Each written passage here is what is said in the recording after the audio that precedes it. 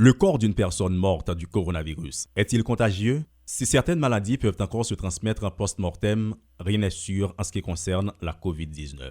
Les explications du Dr Ernst Noël le confirment. Dans des cas de figure, les précautions et les mesures sanitaires doivent être respectées, explique-t-il. 3-5 jours que mon a fini de mourir, le virus là, encore là, dans une série de cellules là qui est-ce que présence du virus là capable d'infecter l'autre monde? Et il n'y a pas fait des essais qui montrent ça. Mais il connaît déjà des cas, monde qui travaille dans la pompe funèbre, dans la période de Covid là, il y a aussi fait là-dedans, c'est dans Si, dans un premier temps, les autorités sanitaires conseillaient d'éviter toute proximité avec le cadavre d'une personne morte de la COVID-19, maintenant, il semble que les risques soient faibles, à en croire le Dr Noël. Les funérailles des victimes de la pandémie pourraient se tenir en public si le rassemblement n'augmentait pas les risques de contamination. On rend nous compte qu'avant, ne pas même accepter que nous faisons funérailles pour trop de monde pas venir trouver, etc. Si nous avons mouru et puis rapidement, ils pas enterré ou bien incinéré.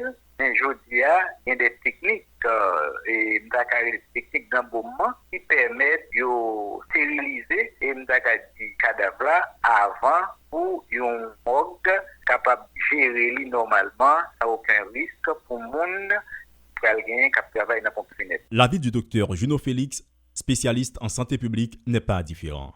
Même s'il est un peu nuancé, le médecin vient dissiper une idée reçue qui s'est répandue au sein de la population depuis l'introduction de la maladie dans le pays. Non, pas représenter un danger. Au début, on pensait qu'il faut décontaminer. Haïti a décontaminé. Ok, il fait un bail de décontamination en Haïti. Le monde a fait mourir de corona. Ok, mais études ont montré que c'est pas vraiment nécessaire pour faire une désinfectation et décontamination. C'est ça, études ont montré. Mais en Haïti, on fait. En Haïti, on décontamine. Après ça, ils mettent dans un sac mortuaire et puis ils remettent ça en ligne. Le docteur Juno Félix rappelle que jusqu'ici, aucune étude ne prouve que les dépouilles mortelles des victimes de la COVID-19 représentent un grave danger pour la communauté.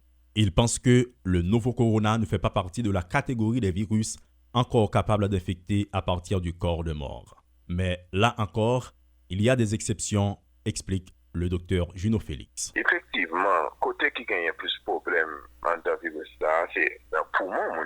Il connaît où elle manipule les poumons, bon risque d'infection qui est possible. Je ressens ces deux cas constamment en Australie, qui était à l'autopsie cadavre, un monde qui gagne corona et qui était contaminé après la mort. Mais c'est dans ça l'autopsie que le monde dans ses mais ça vraiment c'était un accident de travail. En tout cas, la peur est là. La COVID-19 terrorise les vivants, même par-delà la mort.